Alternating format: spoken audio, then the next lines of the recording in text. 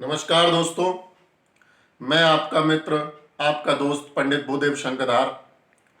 दोस्तों, किसी ने बड़े कमाल की बात कही है कि मन के हारे हार है और मन के जीते जीत। बहुत छोटी सी एक कहानी बताता हूं आपको। एक गांव में एक तालाब था और उस तालाब के बीचों बीच वहां के राजा ने एक लोहे का खंभा लगवा दिया था।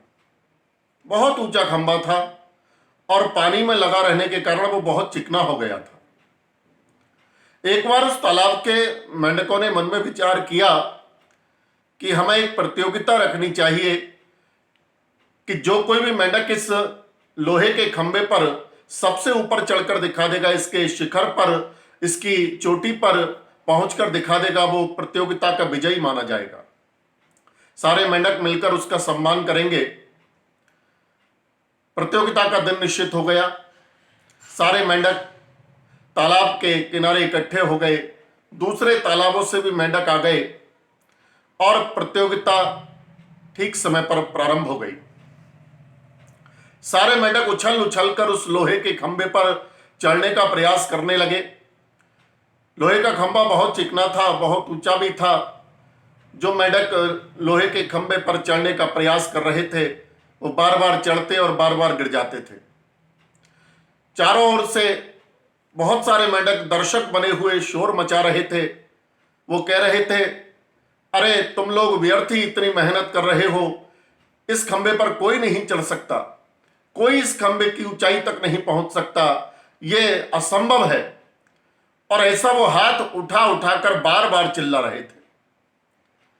धीरे धीरे कुछ मेंढक हार मानकर बैठ गए, लेकिन फिर भी कुछ मेंढक अभी भी लगे हुए थे।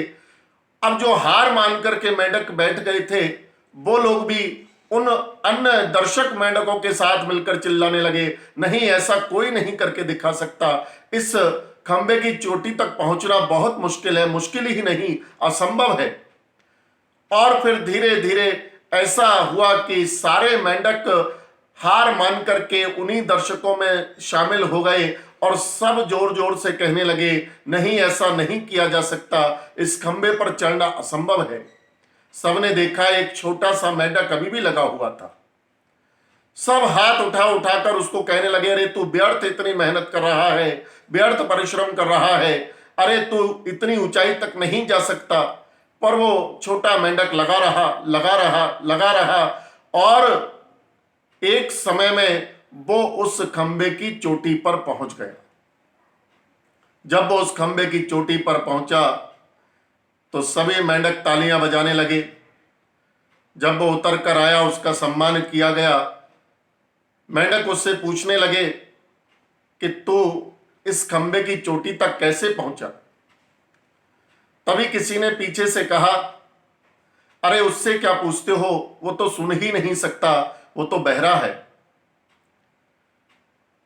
वो मेंढक जिसकी बात समझता था, जिसके इशारों को समझता था, वो मेंढक आगे आया और उस मेंढक ने उस विजयी मेंढक को इशारे से पूछा कि तुम इस खंबे की चोटी तक कैसे पहुंच गए।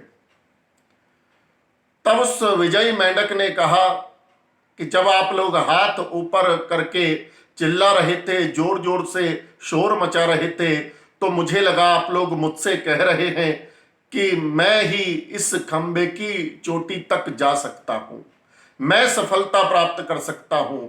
और ऐसा लगा तो मैं उत्साहित हो गया और उत्साह में मैंने ये कार्य करके दिखा दिया। मित्रों, हमारे जीवन में भी ऐसा ही होता है। जब भी हम किसी बड़े लक्ष्य की ओर जाने का, चलने का प्रयत्न करते हैं, उसको प्राप्त करने का प्रयत्न करते हैं, तो सारी दुनिया हमारे पीछे कह रही होती है, नहीं, ऐसा नहीं हो सकता, यह असंभव है, तुम ऐसा नहीं कर सकते, तुम्हारे अंदर इतनी क्षमता नहीं है। और हम वास्तव में लोगों की बात मान करके चुपचाप बैठ जाते हैं और वो लक्ष्य हम कभी प्राप्त नहीं कर पाते, जबकि हमारे भीतर वो क्षमता थी कि हम उस लक्ष्य को प्राप्त कर सकते थे। यदि हम उस दुनिया की बात को, उन सारे लोगों की बातों को इग्नोर कर देते, उन सब की बातों को नहीं मानते और ये जान लेते कि मैं ऐसा कर सकता हूं, देखो मित्रों, मन में ठान लिया तो जीत है और मान लिया तो हार है। इसलिए हारना नहीं है, जीतना है तो किसी की बात को सुनना नहीं है। बस अपने मन में ठान लेना है, दृढ़ निश्चय कर लेना है कि मैं जीत सकता हूं, तो निश्चित रूप से आप जीत जाओगे और अपने लक्ष्य को प्राप्त कर लोगे।